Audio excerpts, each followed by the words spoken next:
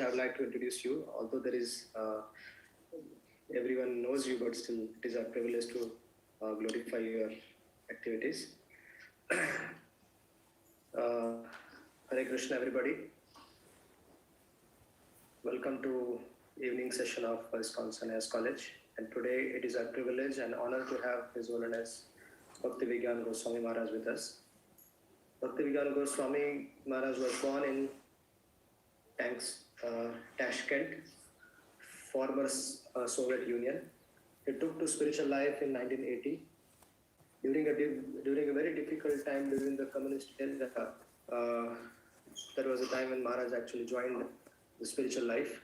He travels widely throughout the Russia, sharing Krishna consciousness.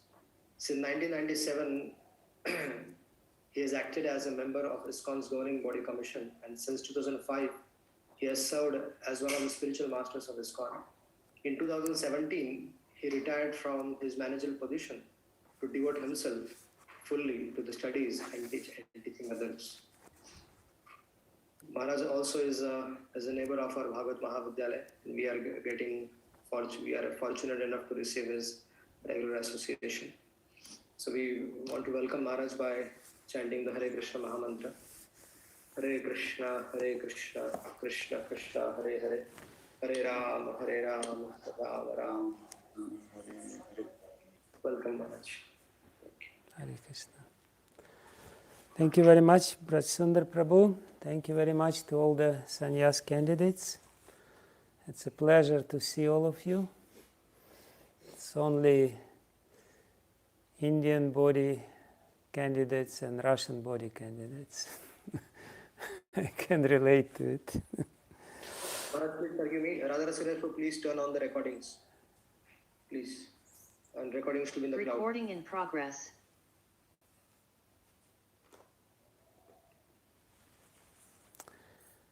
Okay. Om Namo Bhagavate Vasudevaya.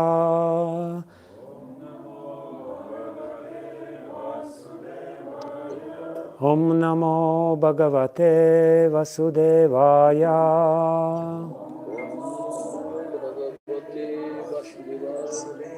Om Namo Bhagavate Vasudevaya.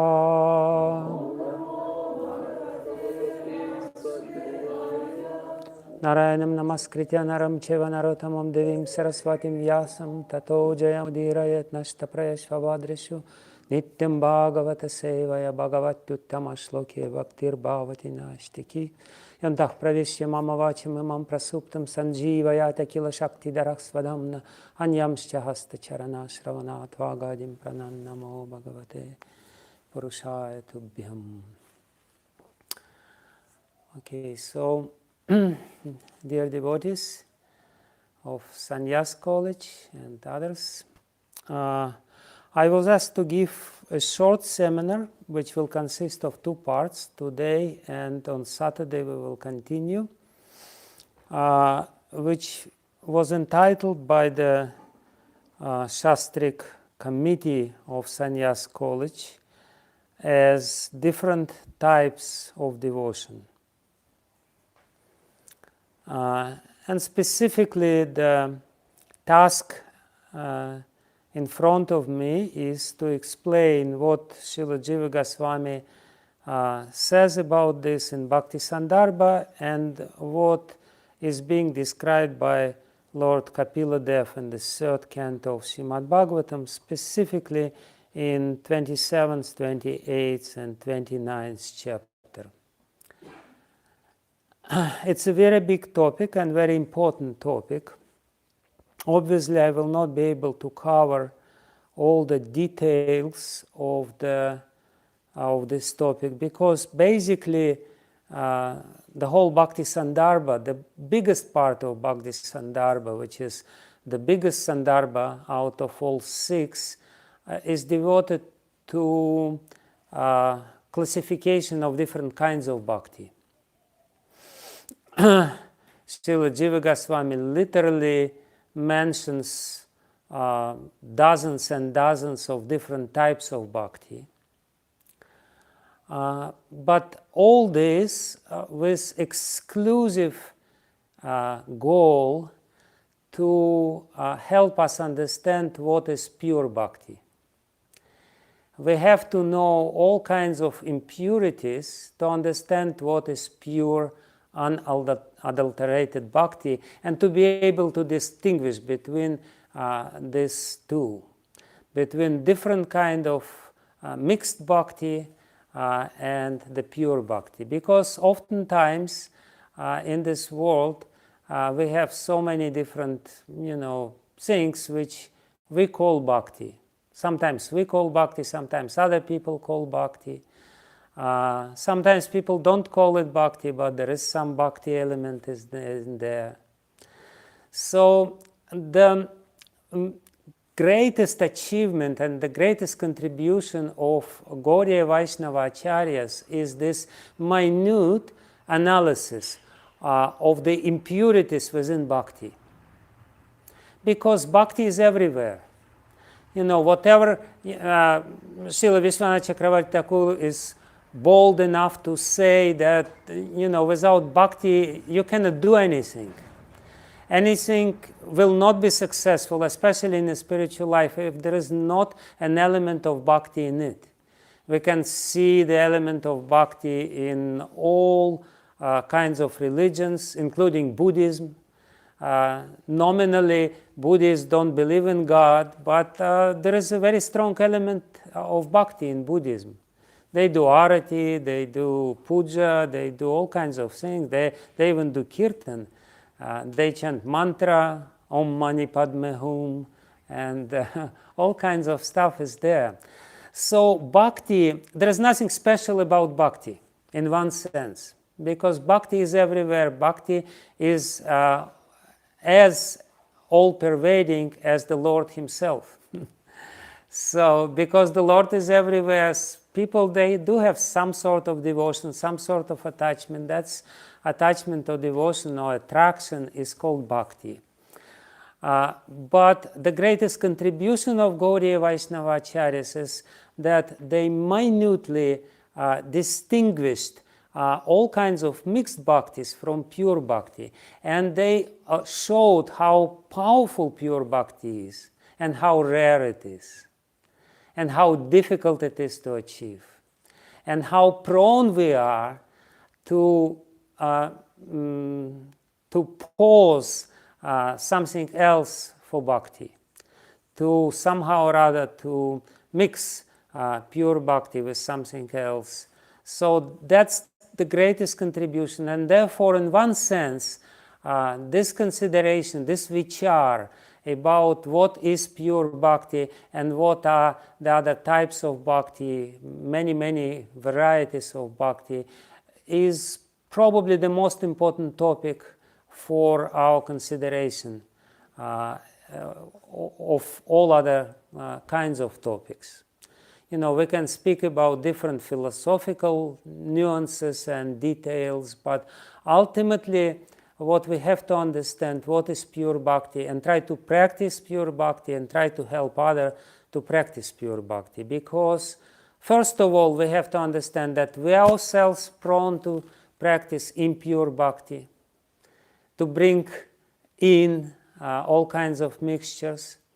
And second of all, we definitely should be able to distinguish and to see how other people are mixing bhakti with something else, cooking bhakti with all kinds of different spices, thinking that by adding little chili or cumin seeds or whatever they will make bhakti more tasteful and more pleasant. So that's the topic which we are going to discuss, and I will read first the verse and purport from the third canto of Srimad Bhagavatam, from the 29th chapter, where Kapila Dev specifically says that bhakti is of many types.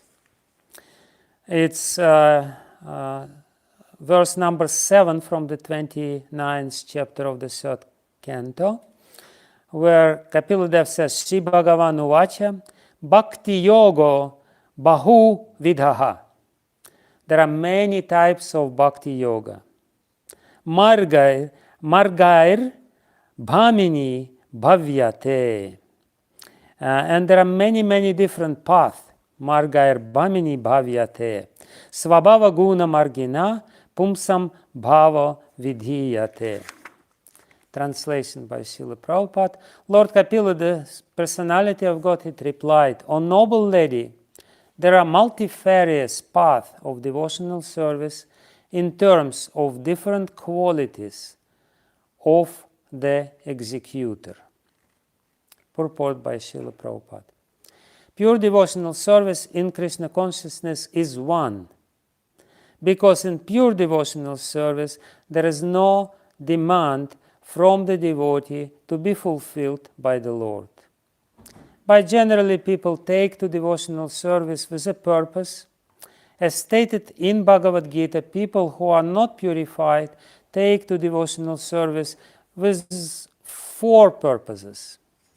A person who is distressed because of material conditions becomes a devotee of the Lord and approaches the Lord for mitigation of his distress. A person in need of money approaches the Lord to ask for some improvement of his monetary condition. Others who are not in distress or in need of monetary assistance but are seeking knowledge in order to understand the absolute truth also take to devotional service, and they inquire into the nature of the Supreme Lord. This is very nicely described in Bhagavad Gita 7:16. Actually, the path of devotional service is one, without a second, but according to the devotee's condition, devotional service appears in multifarious varieties, as will be nicely explained in the following verses. So the most important point of this purport is that real devotional service is one. It's pure devotional service. Everything else is not really devotional service. It's some mixture. The mixtures may be less or more, but pure devotional service is one. And to be able to distinguish it from the mixed forms of devotee, we have to really apply our intelligence. It's like gold. Pure gold is one, but then there are so many different varieties of gold. Or if you ever been on the beach in Jagannath Puri, there are some sellers, and they will sell to you different stones. And they will come and say, we have a very special diamond for you. And they will tell you, this is real diamond, just try to smash it, and it will, scratch the glass and everything, and the huge diamonds there. Unfortunately, it's not diamond, but they will try to sell it as a diamond. In the same way, in this material world, we have so many different sellers of bhakti, including ourselves. And we really have to understand what do we sell to people and what we are buying when we listen to different people.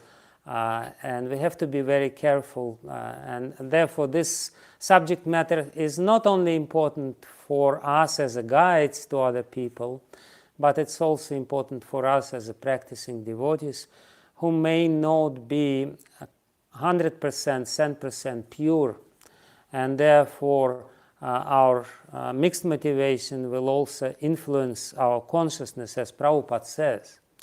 Why bhakti has so many varieties? Because of the consciousness of the practitioner.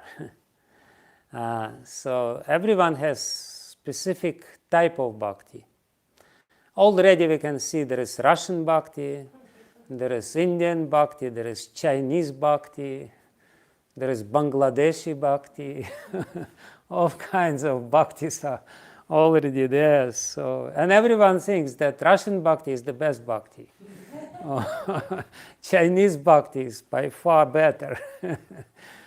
So this is all the considerations. So let's start. I will mostly base my talk on Bhakti Sandarbha, and not the whole Bhakti Sandarbha, because there are so many different sections in Bhakti Sandarbha which deals with this subject matter, but with the section towards the end of Bhakti Sandarbha, Anuchedas 217 to 234. It's 18 Anuchedas, 18 chapters of Bhakti Sandarbha, which directly precede the description of the practice of bhakti. It's very interesting because before Bhakti Sandarbha is supposed to describe the process of bhakti, but before taking to the process of bhakti, Jiva Goswami speaks so many chapters, hundreds of chapters, to describe something else. And only at the very end he starts saying about Shravanam, Kirtanam, Vishnu Smaranam, and everything else. Again, because it's very important to be rightly tuned in what is real bhakti. And because it's very easy. Shravanam is easy, Kirtanam is easy, but whether it's bhakti or not remains to be seen. So, therefore, he's not in a rush to say, do this, do this, do this. First of all, he wants to establish us firmly in a proper consciousness towards what we are doing, to really help us to understand with which consciousness we should perform these practices. Then only he will describe the practices. The practice is simple. To purify the consciousness in a proper way, to perform these practices, that's difficult. Therefore, Prabhupada says, bhakti is very simple. And then he writes, many, many volumes to explain what is bhakti. It's so simple, and then you need 50 different volumes to explain this simple process. So, bhakti is simple in one sense. It's simple in a practical execution. But it's not simple when we're talking about proper execution of bhakti. Proper execution of bhakti is rare, and it's not that simple.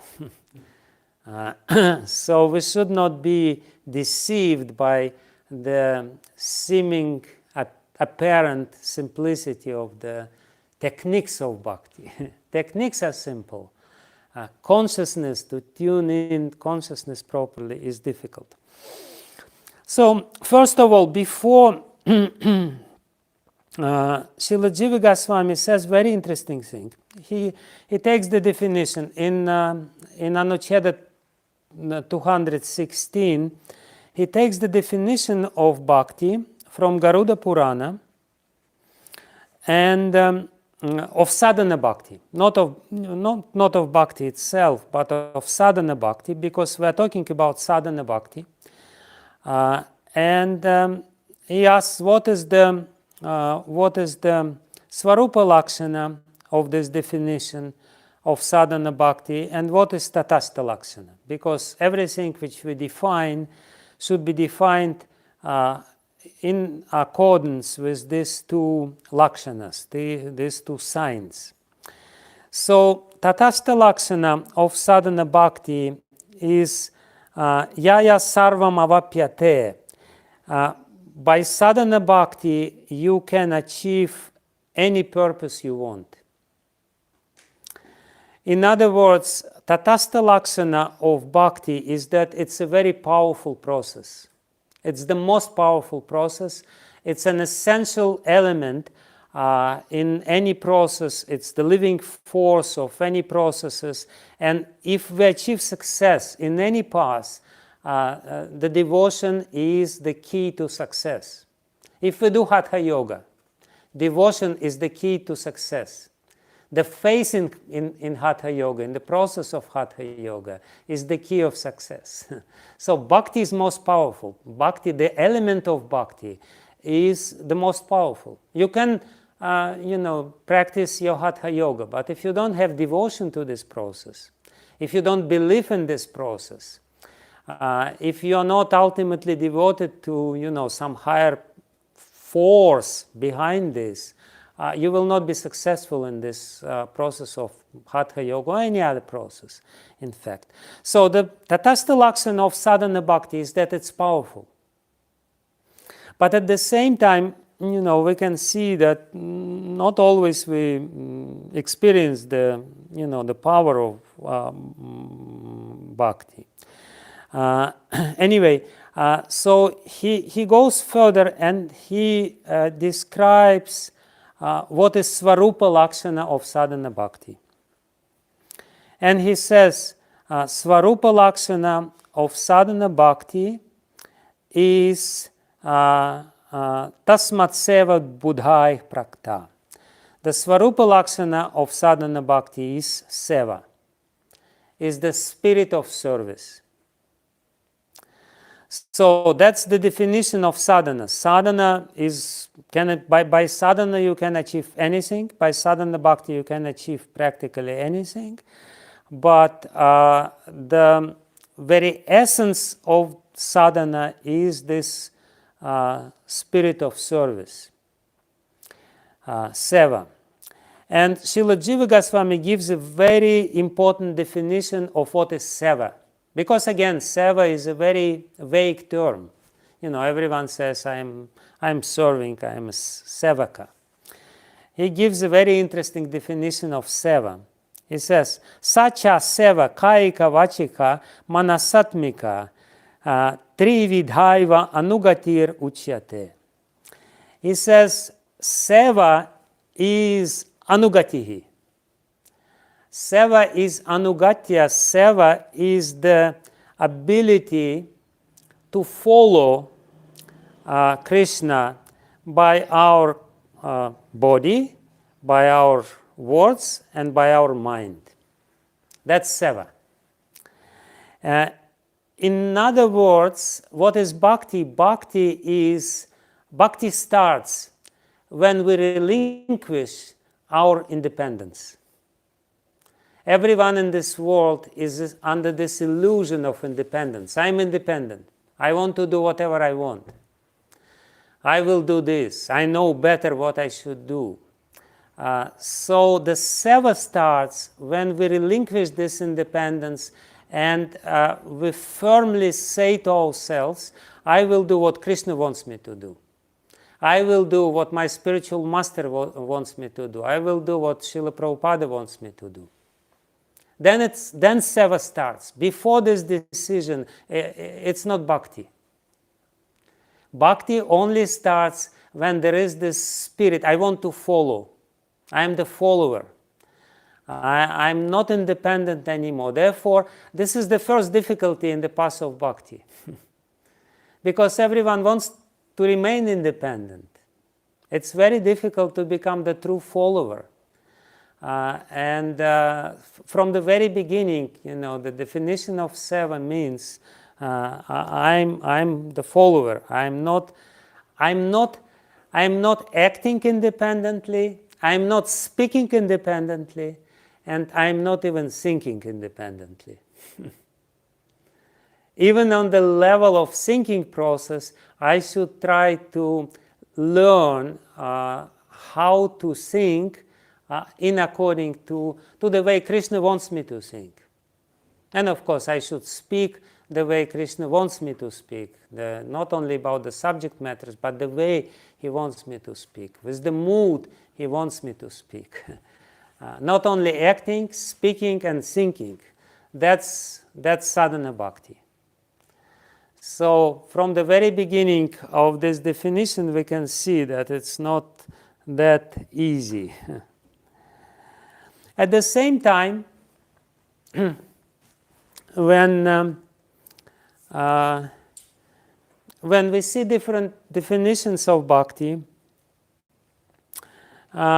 usually the definitions are quite simple, Savai pumsah paradharmoyato bhaktiradoksaje ahaituke pratihataye yatma suprasidati etavaneva lokismin pumsah dharma parasmrita bhakti yoga bhagavati. So bhakti yoga just, starts with Tannama Grahanadibhi. As soon as you start chanting the holy name, this is bhakti. So we see this, sometimes, there is emphasis on, it's easy, just start chanting, Hare Krishna, Krishna Krishna, Hare Hare, Hare Ram, Ram Ram, Hare Hare. By definition, it's bhakti. At the same time, there is another more strict definitions. Please watch out how you do it, with which consciousness you do it. So, and therefore, again, it's very important, and therefore, this is what Srila Prabhupada says here. And, or whatever, he was thrown far away, then he was very afraid, and whenever he would look, he would see Lord Ramachandra. And Ramanujacharya says, this is pure bhakti. You're so afraid of God, then whenever you look, you see him.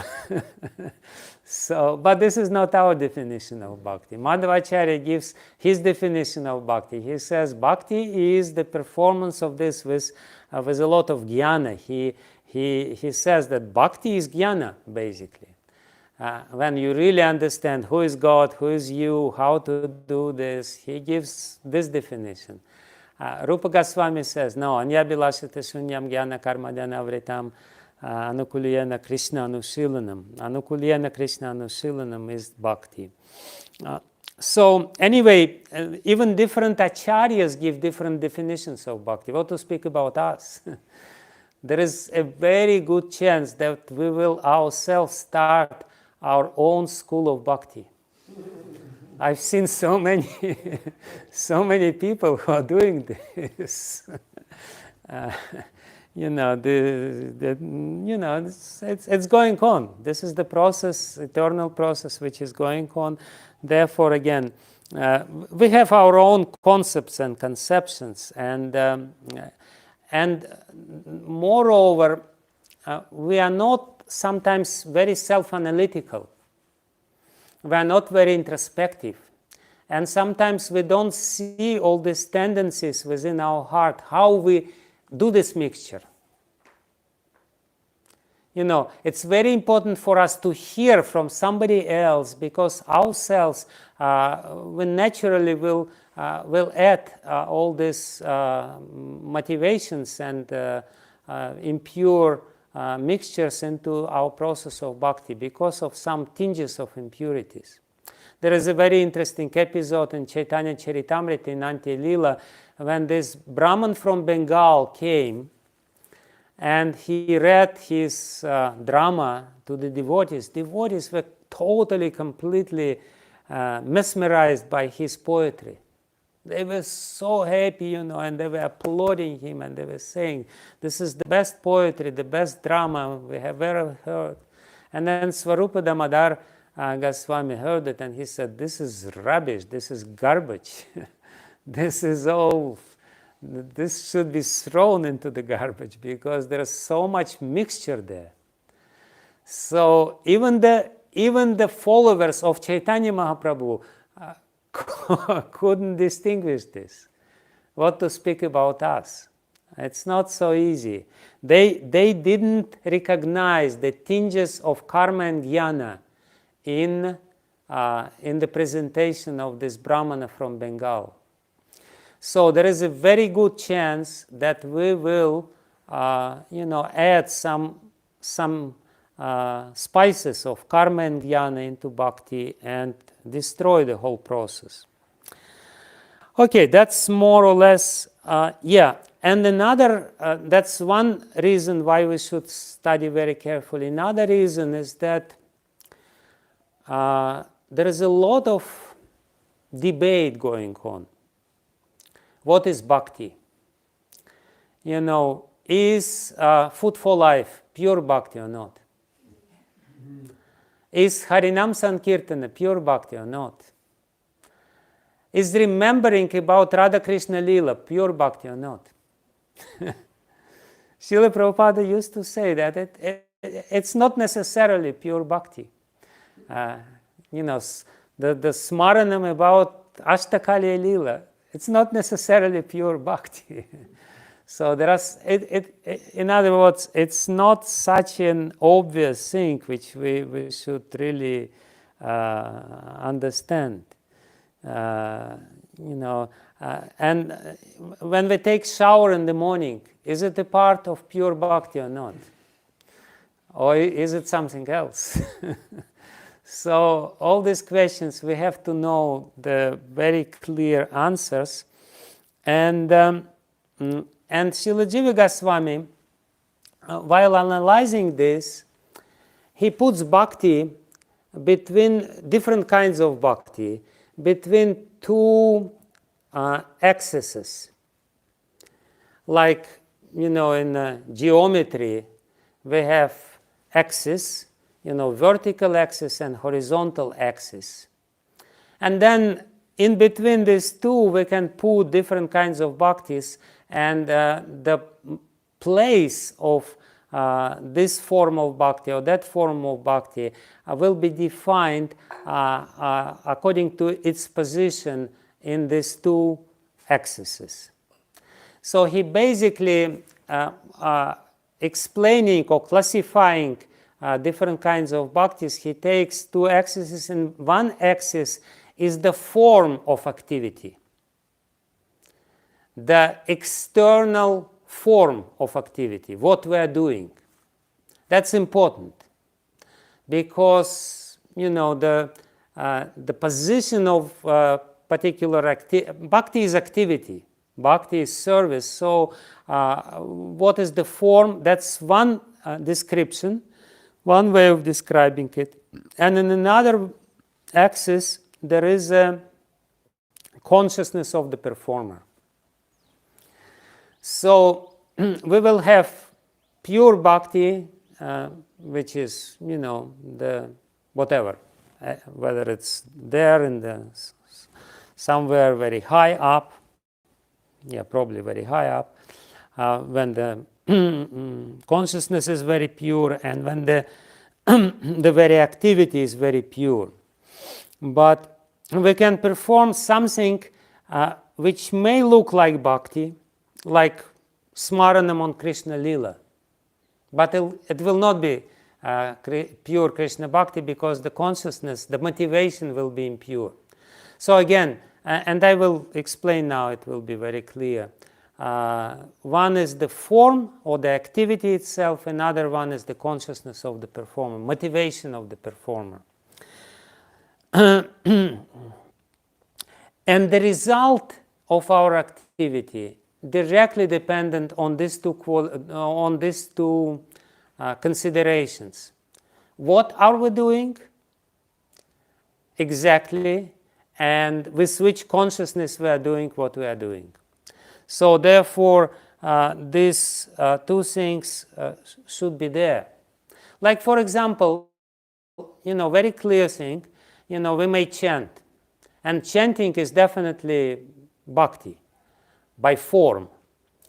But if we chant with offenses, these offenses will block the power of bhakti. Srila Jiva Goswami gives the example of Chandrakanti Mani. Chandrakanti Mani is a jewel which has the power of moon. And because moon is cooling, this Chandrakanti Mani makes the fire cooling. It blocks the power of fire. The natural power of fire, Svarupa Shakti of fire, is to burn. But if Chandrakanti Mani is present, then the fire will not burn, because this power will be blocked.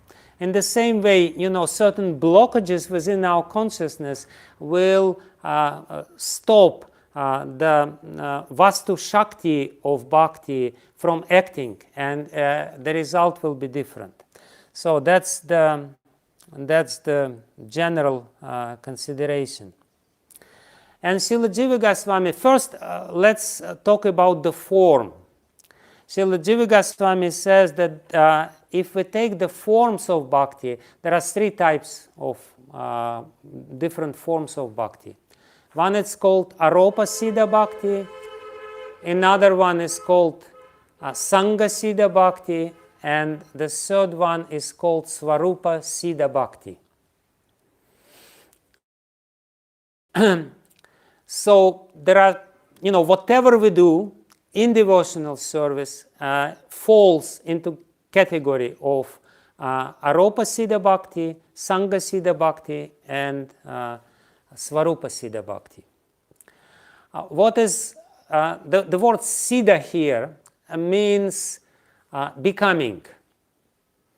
Aropa Siddha Bhakti Aropa means adhyas. Aropa means attributive devotion. Aropa means superimposition. We superimpose bhakti on some activity which is not bhakti itself. This is Aropa Siddha Bhakti. I am doing something, whatever it is. I am doing some karmakanda sacrifice, or I'm brushing my teeth, or I'm cooking, or whatever, or I'm doing some hatha yoga, I'm doing some exercise. And at the end I say, Krishnarpanamastu. My dear Krishna, take this. I did it for you. So that's called Aropa Siddha Bhakti.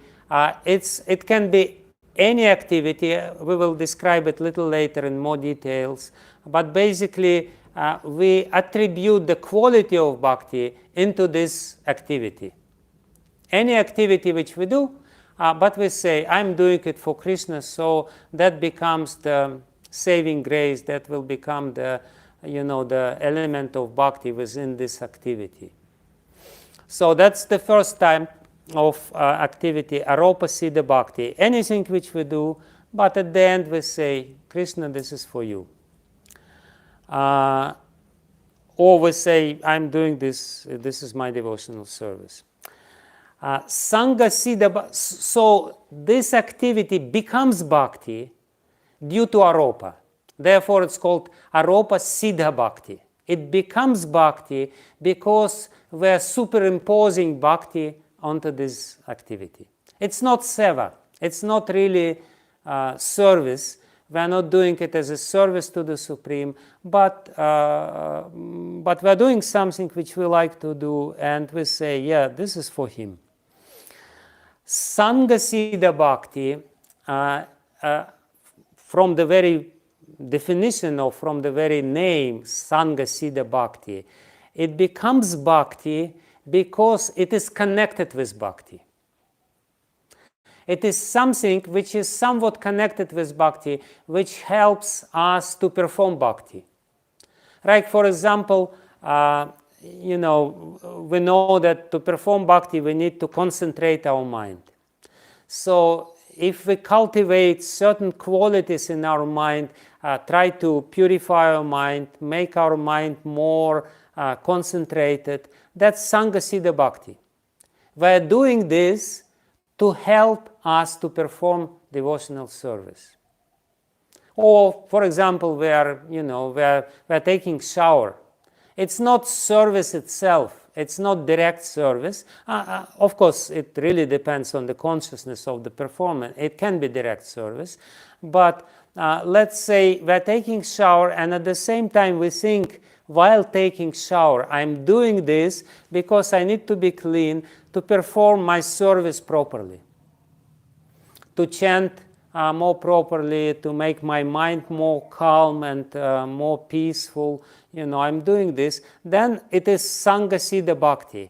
It becomes bhakti because it helps us to perform our service, to execute our service.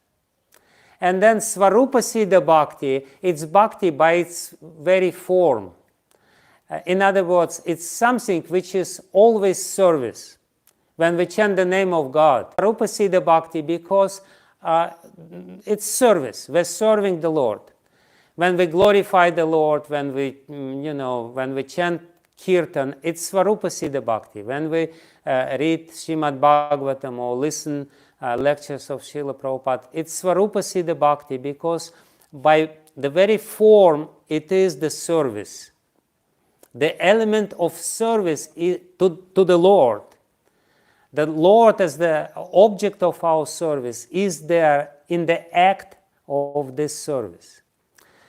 So in the act of doing. So this is the three categories of things which we can do according to this classification of Bhakti Sandarbha.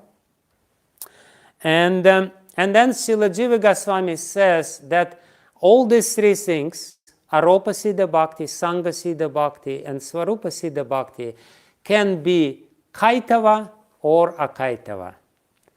Can be with cheating mentality, or with wrong motivation, or can be with pure motivation, with the proper motivation. With motivation ultimately to please the Lord or to achieve the Lord, to become closer to Lord. So that's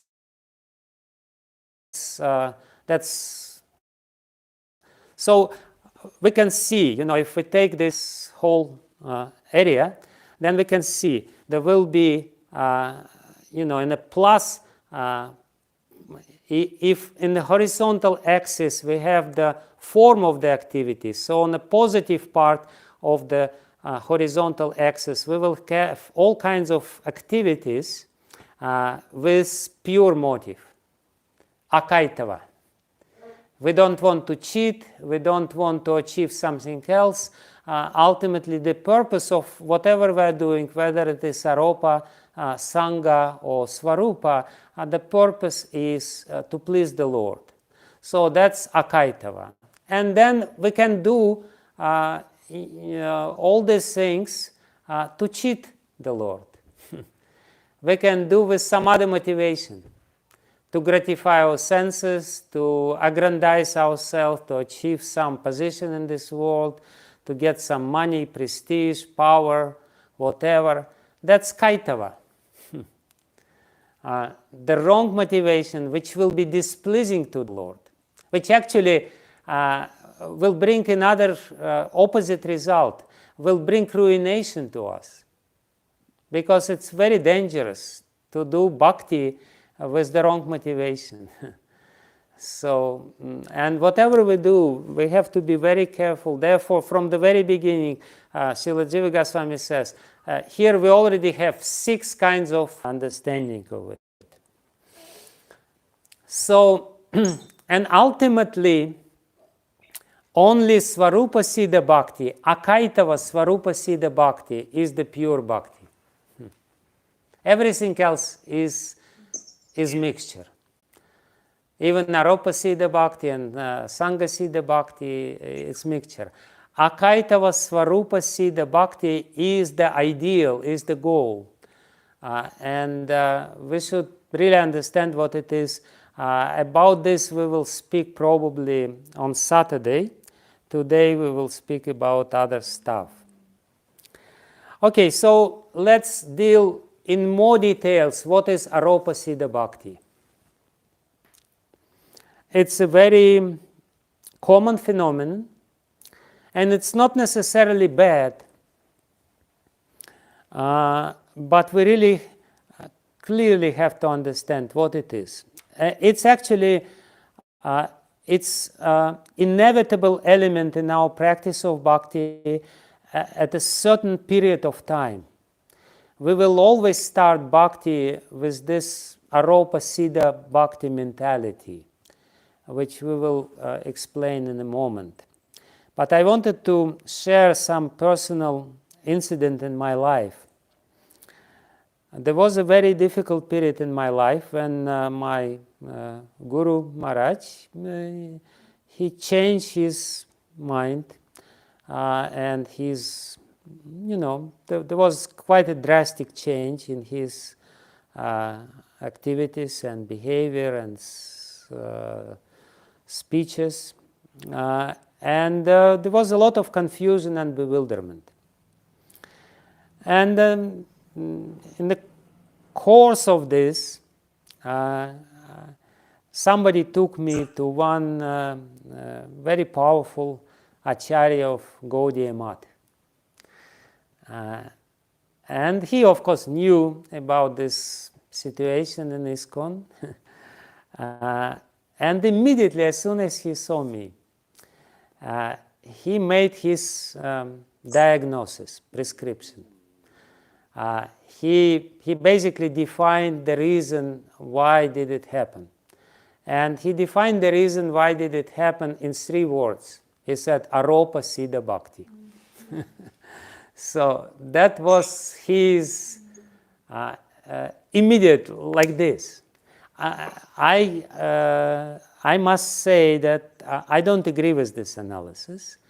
But why I'm telling this episode from my life, it's little simplistic what he did.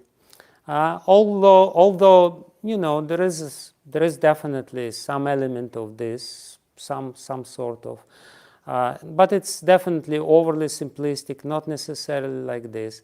But what I want to say by explaining this, oftentimes people, devotees from the outside, especially from some other Gaudiya organizations or Gaudiya groups, they look at ISKCON and they blame us. They say, you're not doing pure bhakti, you're doing Aropa Siddha Bhakti. They see too strong element of Aropa or of superimposition in our general practices. So that's their criticism. And there is some basis to this criticism. Also, again, I don't agree with this entirely, and I think this criticism sometimes misinformed or whatever, but and therefore we have to really know whether what we are doing is Aropa or it is Swarupa Siddha Bhakti, pure devotional service. So that's a little anecdote in this regard. And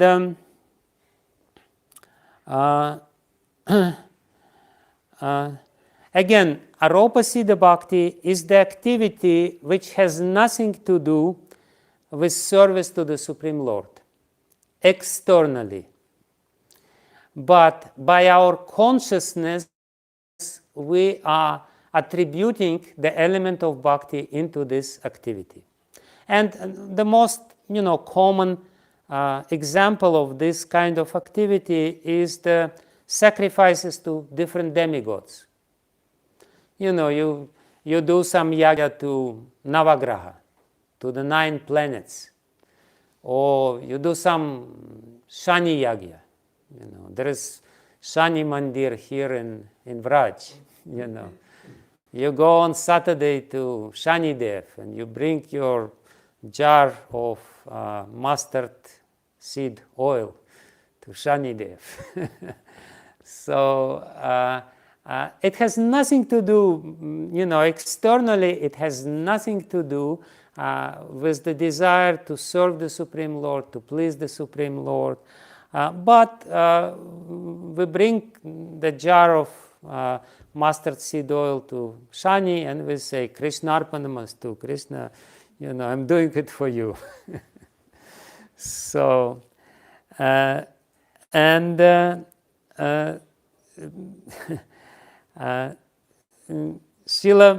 Narada Muni, in the first canto of Srimad Bhagavatam, he says, Naishkarmya apachyuta bhava varjitam. If in our nishkama karma, we can be very pure, we can do some nishkama karma.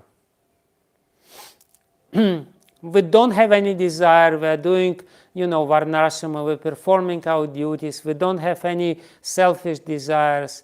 Narada Muni says, useless waste of time. Naishkarmyam apachyuta bhava varjitam. If there is no achyuta bhava, if there is no Krishna bhava, desire to please the Lord by this activity, even if it's pure, even if it's very selfless, even if it's service to the humanity, Manava Seva, Madhava Seva, like Vivekananda said, we don't agree with this.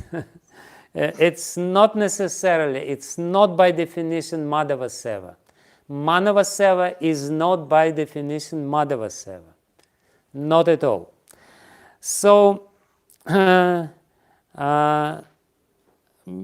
basically, Srila Jiva Goswami says that this Aropa Siddha Bhakti can be of three types. In other words, the activity which has nothing to do with the Supreme Lord, but can be designated as Bhakti, can be three types. Can be of three types. The first type is different karma kanda activity, Vedic activity, the activity which is recommended by the Vedas. There are so many activities which is recommended by the Vedas, by the Shastras, but they are not necessarily the direct service to the Supreme Lord. And we can perform this activity and we can say Krishnarpanamastu. You know, if you go to another, you know, I'm quite closely associating with devotees from Madhva Sampradaya, from followers of Madhvacharya. They often have this phrase, Krishnarpanamastu. Whatever they do, Krishnarpanamastu, that's for Krishna. You know, that's basically Aropa Siddha Bhakti. And again, it's not necessarily bad. We have this consciousness, I'm doing it for the Lord. So the first type is Vedic activity, Vaidika activity. Another type of Aropa Siddha Bhakti can be our daily activities. Krishna gives this definition of Aropa Siddha Bhakti in case of our daily activities in the verse of Bhagavad Gita, 9th chapter, Yat karoshi yadashnasi, Yat juhoshi dadasi, Yat, whatever you do, offer it to me. You know, and why it is Aropa? Because I don't have the consciousness of the servant. I'm separate. I am separated myself. I'm binadrik, my vision, my consciousness, my heart is separated. I have this prithak bhava. I'm not dependent on the Lord. I'm doing this, and then very generously I'm saying, Krishna, this is for you. Yat karoshi yadashnasi, yat juhoshi dadasi, yat. And this is good. This is some sort of bhakti, Aropa Siddha Bhakti. In the beginning, it's necessary. And then the next kind of activity, which can be Aropa Siddha Bhakti, is the sinful activity. Srila Jiva Goswami says that even sinful activity can be Aropa Siddha Bhakti, can be kind of Bhakti. So the three kinds of activities, Vaidika karma, the daily karma, then our ordinary activities, and even sinful activities, we can do this trick of designating it as bhakti. And Srila Jiva Goswami teaches us how to do this, even how to perform sinful activities as our generous offering to Krishna. So I'm sure you're all intrigued by by this prospect. So he says that basically the Aropa Siddha Bhakti is described in the 11th canto of Srimad Bhagavatam, chapter number 2, verse number 36. Kayena vacha manasen indriyairva buddhyatmana vanusmrita svabhavat karoti yat sakalam parasmai narayaneti samarpayetam. Sorry. Скажи, пожалуйста, отчитать мне, что я сейчас занят. Спасибо.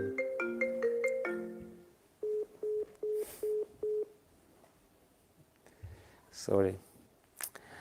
So he says, whatever svabhava you have, whatever nature. Sorry, what happened?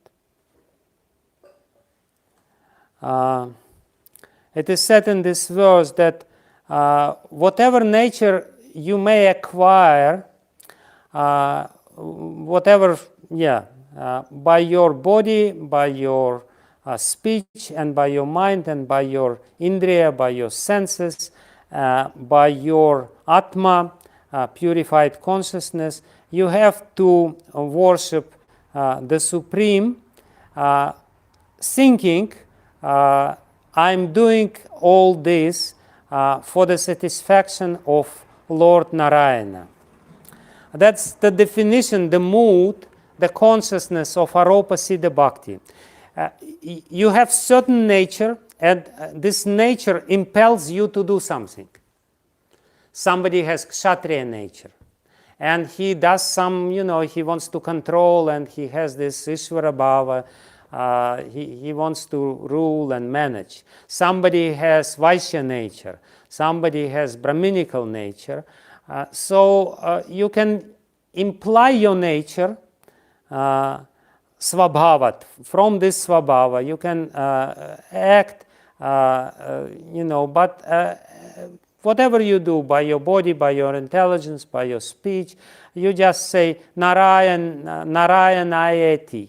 This is for Narayana. Narayanaya, iti. You say, Krishnaya astu. This is, Krishnaya svaha. This is for Lord Krishna. This is for Lord Narayana. This is for Samarpayat. You offer it to him. So, Vishwanath Chakravarti Thakur, please listen, it's a very interesting point. He explains what is Aropa Siddha Bhakti in the example of our daily activities. We all do daily activities. We all brush our teeth, I hope. We all wash our hands. We all, take shower. We all eat. We all sleep. So Vishwanath Chakravarti Thakur says that, if a karma kandiya is doing all these activities throughout the day, we all associate with the members of our family, we all discuss our plans with them. So if somebody is karma kandiya, he wants to do it by following the prescriptions of this section of the Vedas. He will do it, but he will have in mind that I'm doing it so that my forefathers would be pleased, demigods would be pleased. I'm doing it with this consciousness, he is doing this.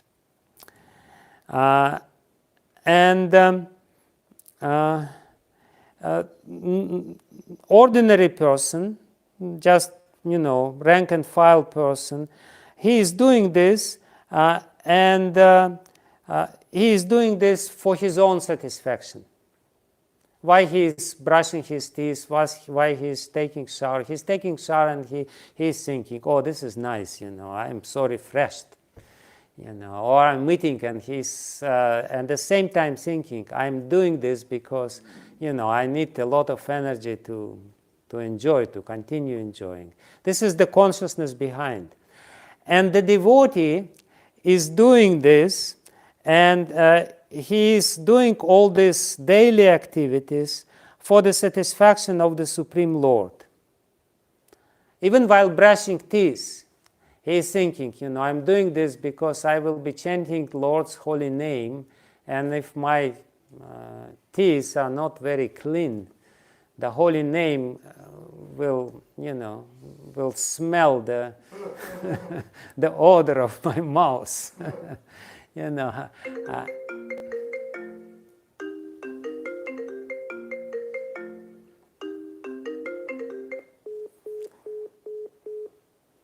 позвони ему, я же попросил тебя. Позвони ему. I'm sorry, somebody is really determined to speak with me at this moment.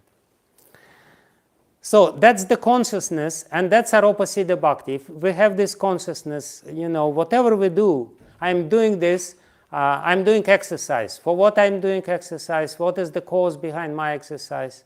Ultimately to perform the devotional service, to be more fit, to do this, and that will become Aropa Siddha Bhakti. That will connect our consciousness while we are performing this activity, which is externally disconnected from the Supreme Lord. And Srila Jiva Goswami, he gives a very interesting explanation how to offer dushkarma, the sinful activities, to the Supreme Lord. He gives a prayer. He gives a few verses which explain the mood. Somebody is doing some sinful activities. He has this very strong impetus to do something sinful, but at the same time he says, Anena durvasana dukkha darshanena sa karunamayah karunam karotu. Let the merciful Lord give me his mercy, seeing how I am suffering, and by noticing durvasana in myself. Anena durvasana dukkha darshanena sakarunamaya karunam karotu. Let the merciful Lord, karunamaya, become merciful unto me, because he see how I'm suffering by performing the sinful activities. I know it is sinful. I know it's bad. At the same time, I feel very strong impetus to do it. I'm suffering because of this. I cannot get rid of this. And I'm praying to the Lord, please free me from these durvasanas, from this, and please be merciful, because I am not happy myself. So in this way, even dushkarma can become sort of bhakti. By this mentality, the sinful activity becomes Aropa Siddha Bhakti. We're turning even sinful activity into the activity of bhakti. It's not an excuse to perform sinful activities, because you really have to feel all this. You have to feel the remorse, but it's the chance to somebody who is just beginning his devotional path to even purify and sanctify his sinful tendencies by this sort of mentalities. He gives some other prayers of this sort. Mama sukarmani dushkarmani cha yatraga samanyam tat sarvato bhavena bhagavat vishayan eva bhavatu. I want, by all my heart, I want the attachment which I have to dushkarma and sukarma to turn this attachment to you, my Lord. That's another prayer which turns both sukarma and dushkarma into the activity of the Lord. We see I have very strong impetus or desire to do something, sinful activities or even pious activity. But it's not connected with the Lord whatsoever. But by noticing this impetus within myself, I'm praying to the Lord, oh my Lord, let the same force, the same impetus which is there, which pushes me to do this activity, let the same impetus will be turned into my service to you. So this is how we should deal with this. And Srila Jiva Goswami says many interesting things in this regard. He says, if somebody if somebody offers the fruits of his karma to the Lord, then the fruits of his karma may exceed all his expectations. The fruits may become completely, amazing. If you have this mentality, you're doing this, you're more or less, you feel that you have to do it, you're forced to do it by maybe social obligations or by some other things. But if you do it, with this mentality, I'm doing it for the Lord, then the fruit will be more than if you do it with the ordinary consciousness. And another element, very important, if we do this, if we sincerely offer this to the Lord, then there will not be any consequences of these activities, neither bad or good. We are removing the poisonous element from karma. We are doing karma. We are doing karmic activities, but we sincerely within our heart saying, my dear Lord, this is for you. I'm not going to enjoy the fruits of these activities. Please take it. So the Lord will accept this offering of us, and He will free us from the karmic element of it. We will be purified, And again, the key word here is svabhava. Our svabhava pushes us to do something. We are more or less forced to do it by our svabhava. And if we do it with this mentality of aropa siddha bhakti, it will purify us. So, in other words, aropa siddha bhakti is acceptable. It's not bad. It becomes akaitava aropa siddha bhakti if the goal of aropa siddha bhakti is ultimately to achieve devotion to the Lord, to achieve bhakti to the Lord.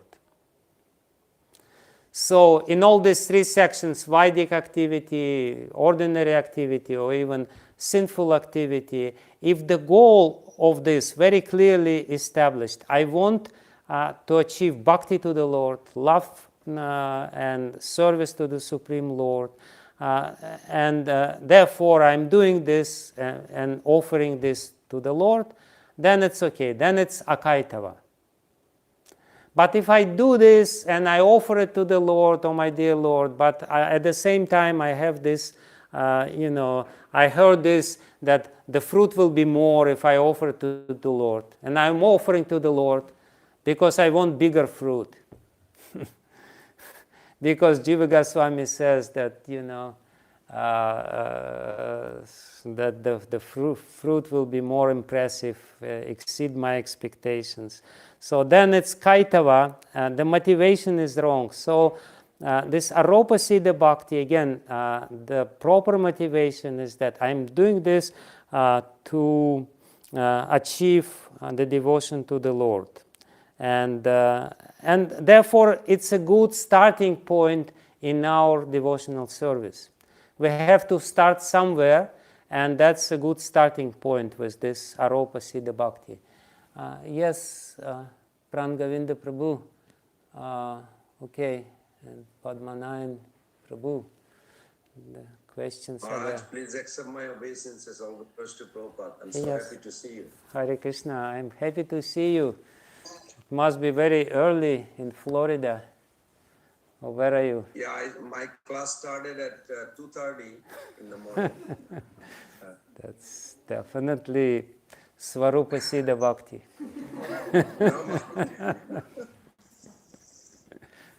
Maharaj, your explanation is really excellent in one sense. So I have a few questions. I don't know, maybe I'll ask one question because others are there. But in this regarding Arup Siddha Bhakti, I see the similar pattern in Karma Yoga 3.9 Bhagavad Gita, Jagratat Karmana Annatra, that Arjuna says, what if I am qualified for Jnana Yoga? Krishna is still pressuring him to do Karma Yoga, not Jnana Yoga. Even though he may be qualified, because what assumed natures, Kshatriya Bhav, to fight, it has to be purified by engaging them. Yeah. Am I right? Is it similar to Yeah, this it is the yoga? same. It's karma yoga. Yeah, you can call it karma yoga, karma mishra bhakti. You know, it's karma yoga it's not pure karma yoga. It's karma yoga in the sense of Bhagavad Gita, which is actually not karma yoga in a pure sense. It's karma mishra bhakti.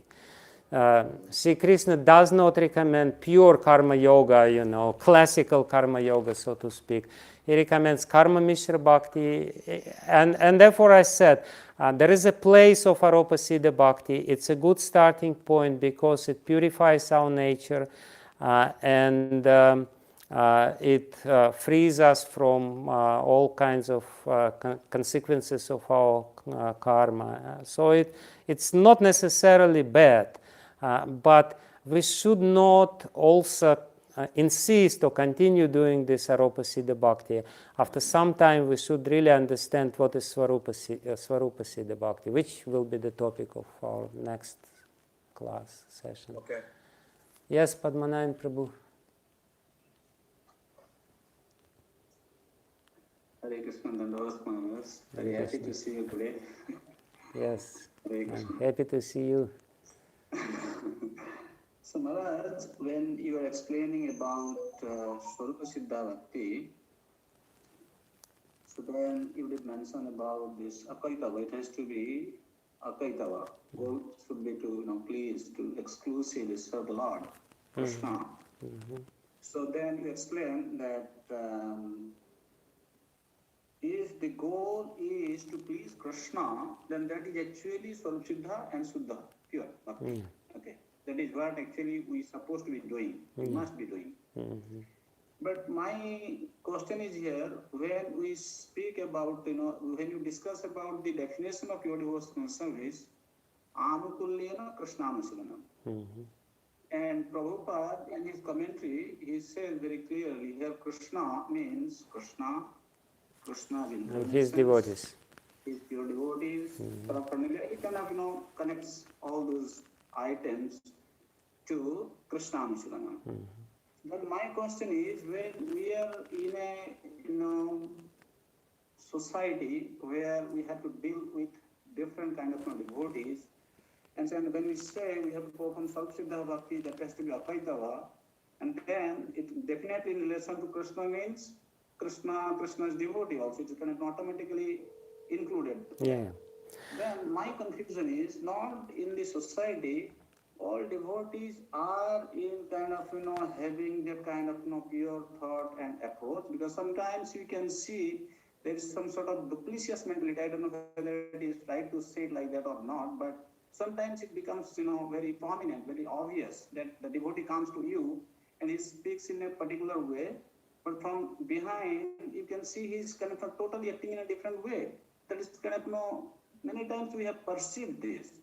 So then when you say our bhakti should be Akaitava, Swarupa Siddha, and that to please, our intention should be to please Krishna means, then here I'm not stopping there. Krishna means Krishna devotee.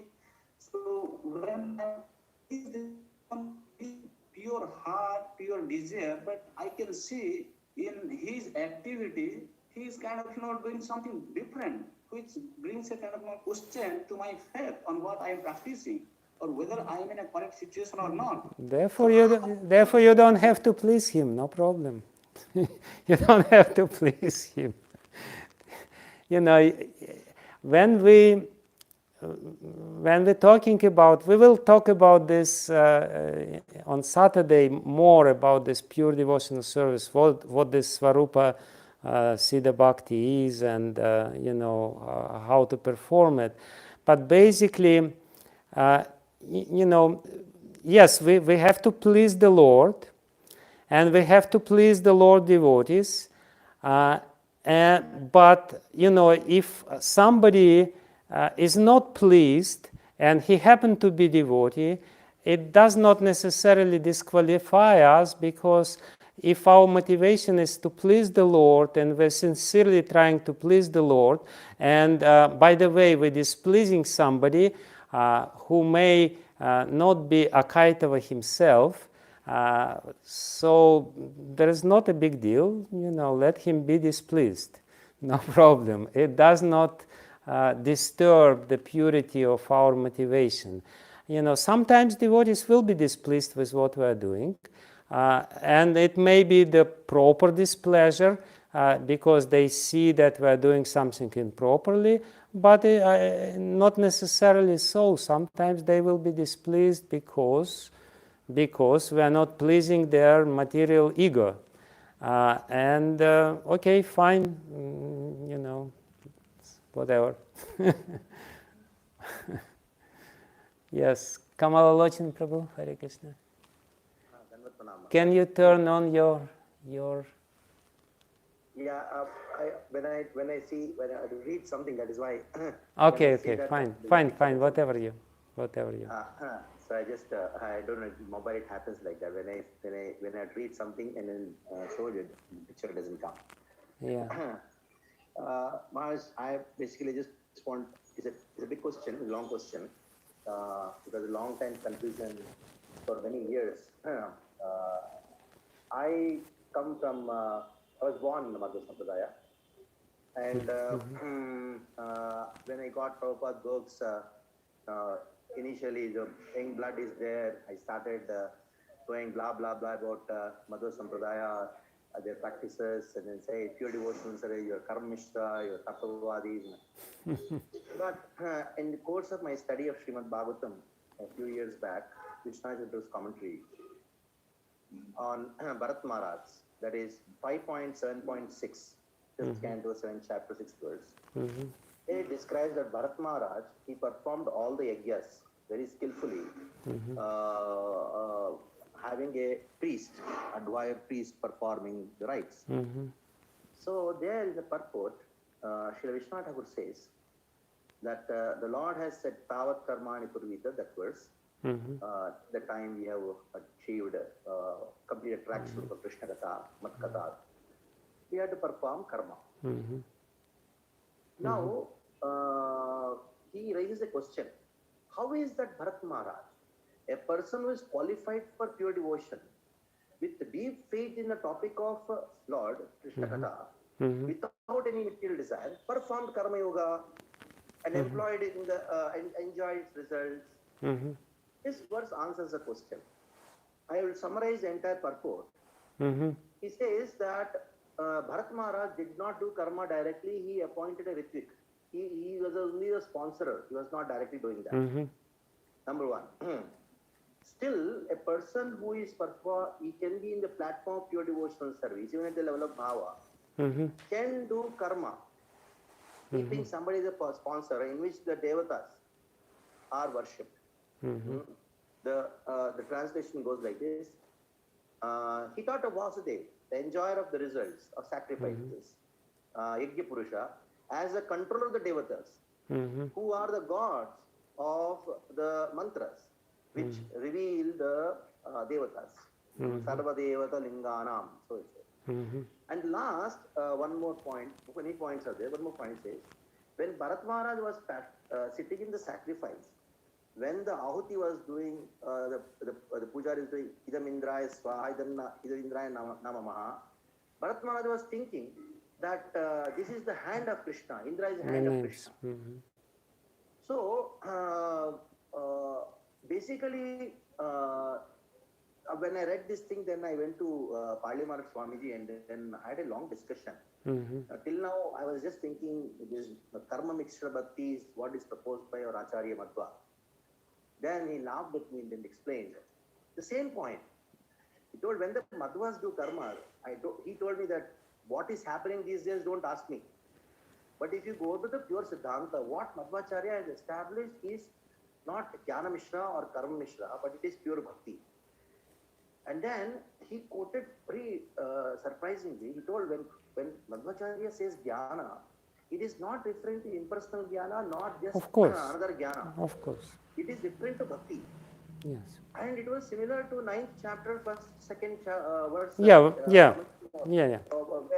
Vishwanath Thakur says, where it is said Jnana, it is not Jnana, because in it's the Bhakti, following verse, Dharma is mentioned. So it is actually bhakti. Yeah. So now how do you understand? Because all my relatives, they are all just into these sacrifices. When I had to go to my house and all, I did a mistake for 10 years, just criticizing the sampradaya in which I was born.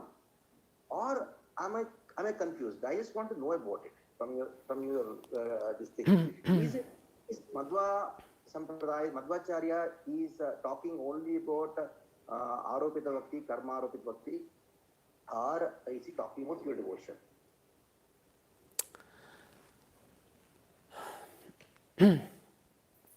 See, again, let's thank you for this question. It's a difficult question, but it requires long answer. I'll try to be short.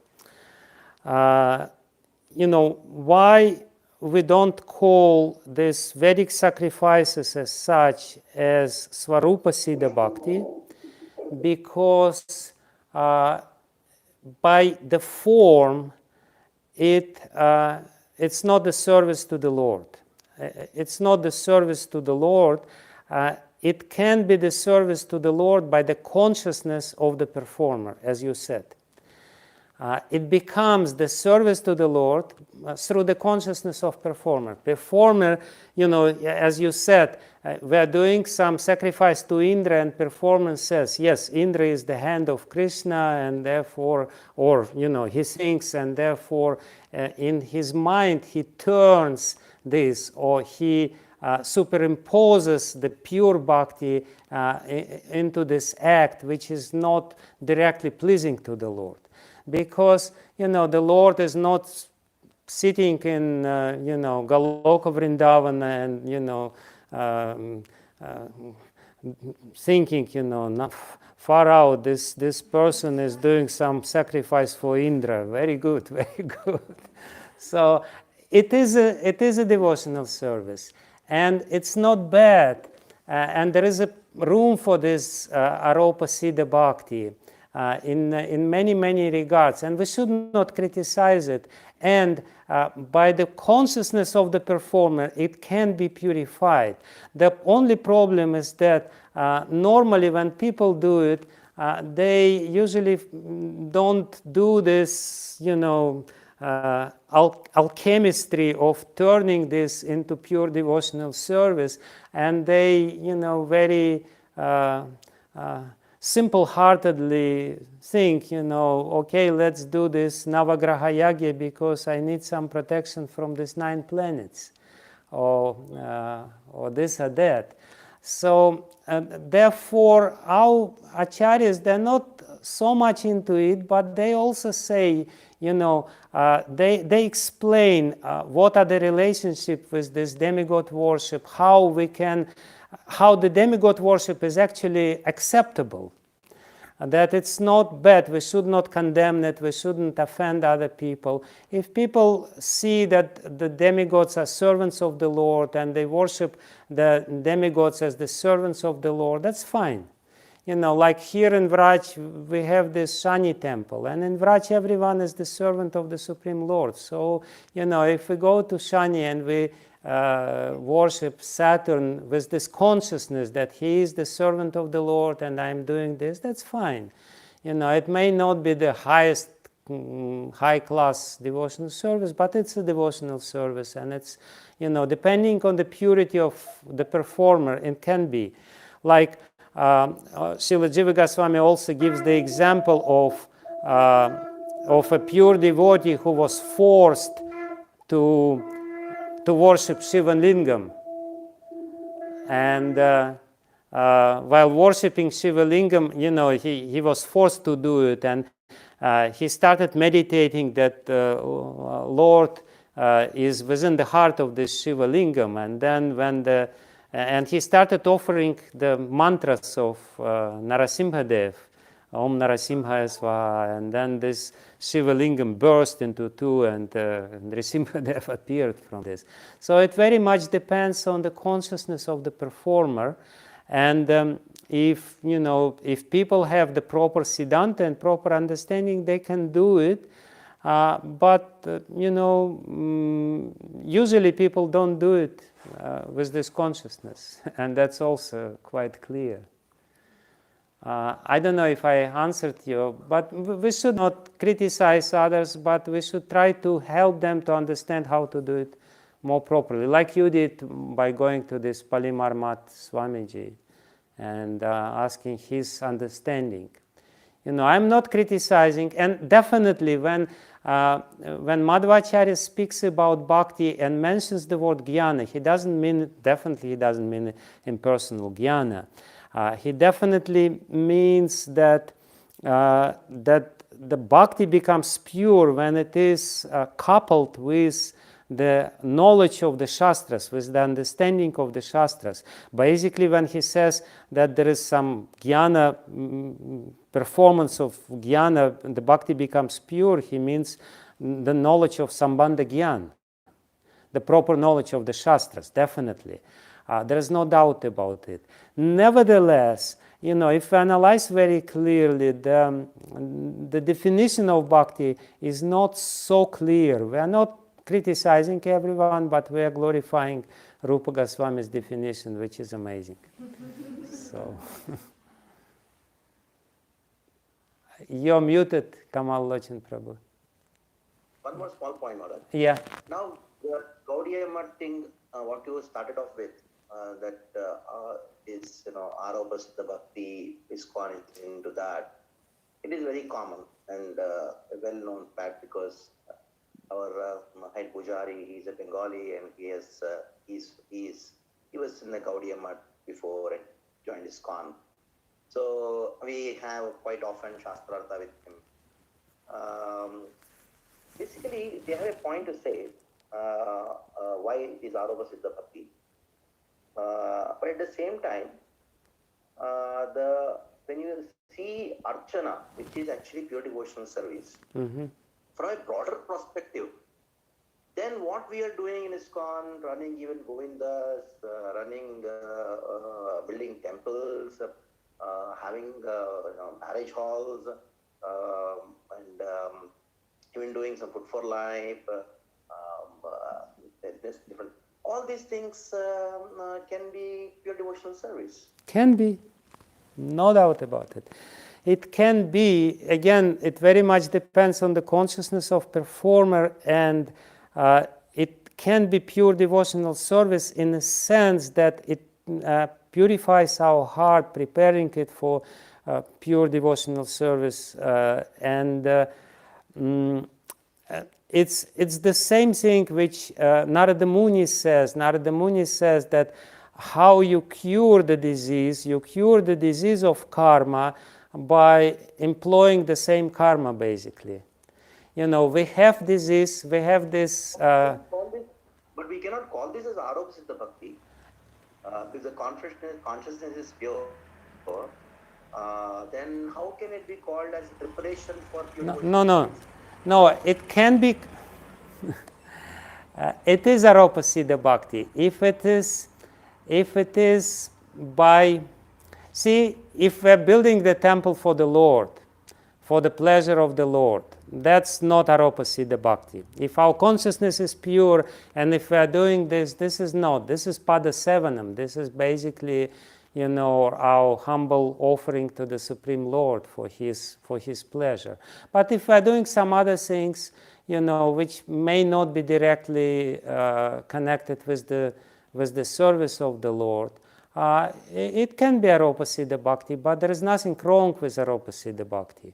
They, in blaming ISKCON that we are doing too much Aropa Siddha Bhakti, they don't understand that this is a very essential part of devotional service due to the whole understanding and the goal of it. Again, Aropa Siddha Bhakti is not necessarily a bad word, whereas in Gaudiya Math it's a bad word. What can we do? This is their understanding, but this is not Jiva Goswami's understanding, and it's definitely not Srila Srila Prabhupada's understanding. It has its place, and it has very important place, and there's nothing wrong with it. It's just we have to understand the whole picture and be very clear that this is the activity which I am doing to obtain the pure devotional service. Okay, understood. Thank you. We have many questions. What shall we do? I don't know. I need,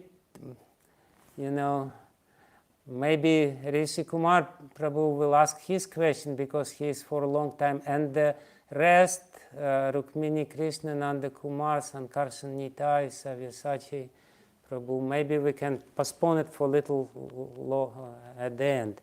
Because I want at least to finish with this Aropa Sangha Siddha Bhakti and a little bit about, because it's a lot of things to do. Yes, Rishi Kumar Prabhu. Manoj, grateful for the wonderful association. Privileged to hear from you. Maharaj, my question is, prima facie, it seems as if we give the definition of Yukta Vairagya as Nirbandha Krishna Sambandhe. So Aropa Siddha at a pinch sounds exactly like that which is completely unrelated in a way. You connecting it, it's something like a force fitting of it, but yet if it is done with a reasonable consciousness, like which is what you just said right now. Mm-hmm. So how is it different in that sense? It's almost like Yukta Vairagya then.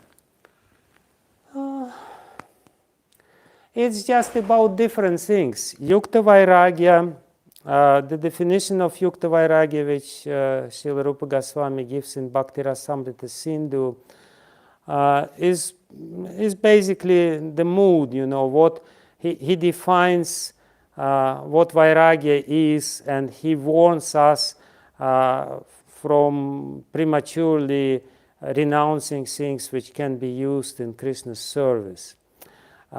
Here we are describing it from a different angle. We are describing it from the angle of understanding, how to designate this sort of activity. If it is, because in this definition of Yukta Vairagya, where the Vairagya, the spirit of Vairagya is being defined, there are many different things, not necessarily Aropa Siddha Bhakti. It can be different things. It's just a different definition, different tattva is being defined. Here we're defining the activity, how to understand what we are doing, and what is the consciousness of the performer. Because the same activity, like brushing the teeth, can be pure devotional service, can be Sangha Siddha Bhakti, can be Aropa Siddha Bhakti, can be karma, can be karma kanda. It's the same activity. But depending on the consciousness of the performer, we will have different results of it.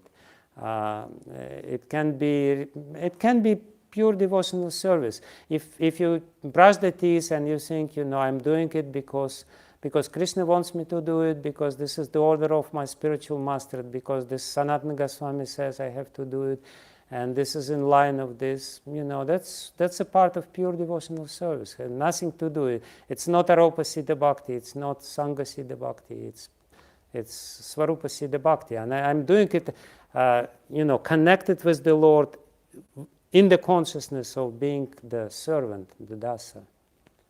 So it's just different categories being defined. Okay, so if you allow me, I will quickly go further, because there are a few more points which we have to go.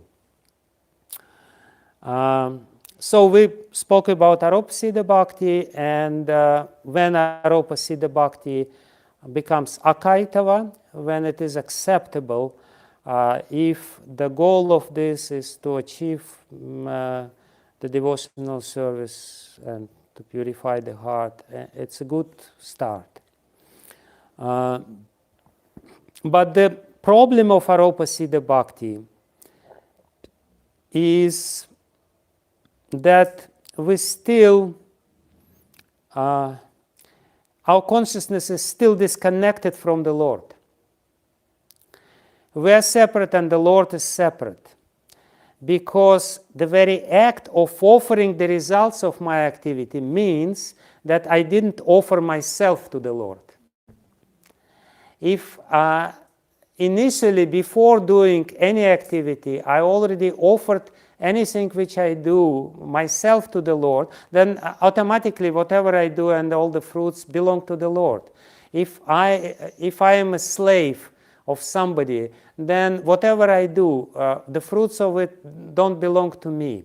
The very fact that I feel that I'm doing something and there is some fruits and I'm entitled to offer these fruits to the Lord means that I'm separating myself from the Lord. There is a separate ego. And therefore, it's there is some separatedness, whereas some prithak bhava, whereas the ideal pure devotional service is this condition of our consciousness when I'm dasa, I'm the servant all the time, and therefore there is no separate fruits which I have to offer to the Lord. Everything anyway belongs to Him, and He is the enjoyer of these fruits. Okay, so Sangasiddha Bhakti. As I said, if something which we do can help our bhakti, like control of mind, meditation, understanding that I'm not this body, it's not the service itself by its very form, but it's helpful in our service. It can help in our service. And Srila Jiva Goswami usually, there is a lot of confusion about this Aropa Siddha Bhakti, Sangha Siddha Bhakti. Oftentimes people say Aropa Siddha Bhakti, it's Karma Mishra Bhakti, and Sangha Siddha Bhakti is Jnana Mishra Bhakti. It's not necessarily like this, at least according to Srila Jiva Goswami, how he explains this in Bhakti Sandarbha, which is the foundational text for us. Because Sangha Siddha Bhakti can belong to the category of Jnana and can belong to the category of Karma as well. So Sangha Siddha Bhakti, it's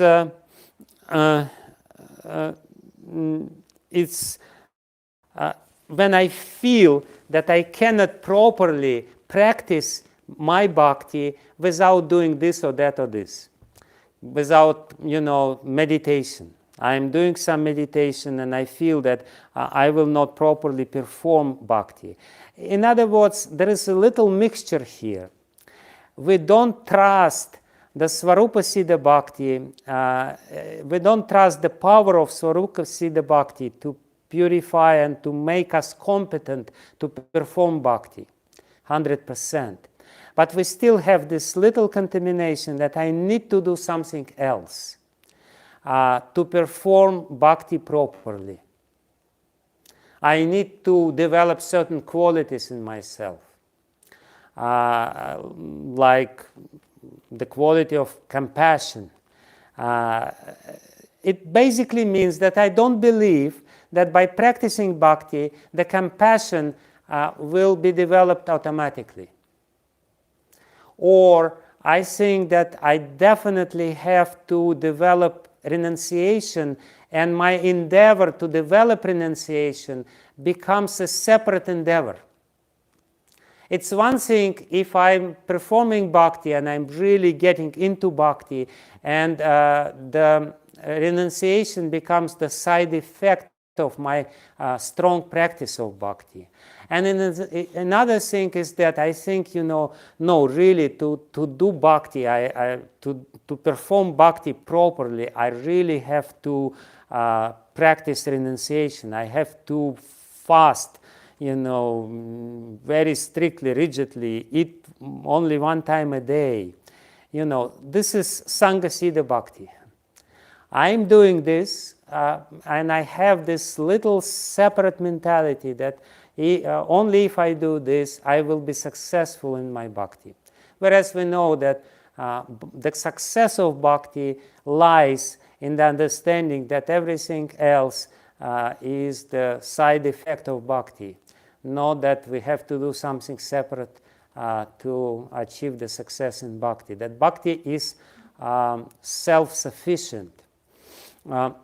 Also, like Rupa Goswami says this in Bhakti Rasamrita Sindhu. He says, in the initial stages of bhakti, jnana, renunciation, and jnana, understanding I am not this body, or performing varnashrama can be helpful, can be beneficial.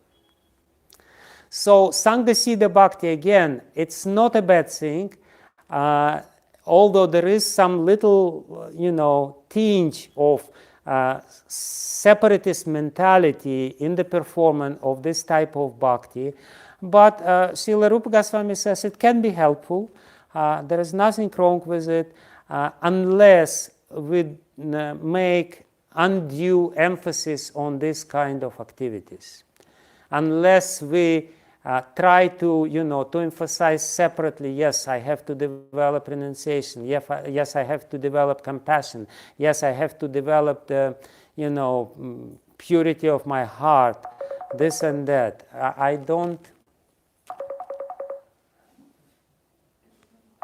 Just 1 second. Скажи, пожалуйста, Ударе Даме, что попозже он сейчас звонит.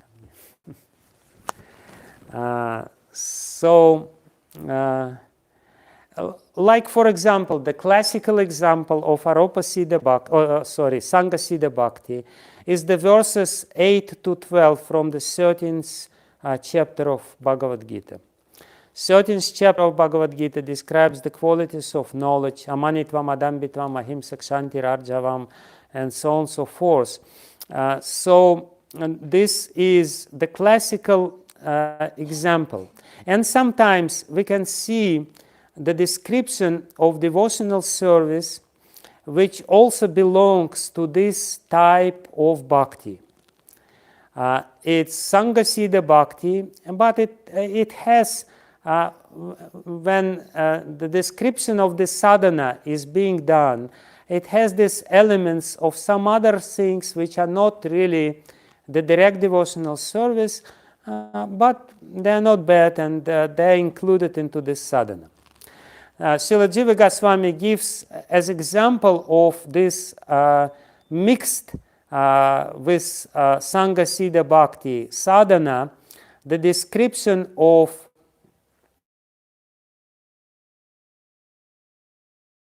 Bhagavad Gita. So,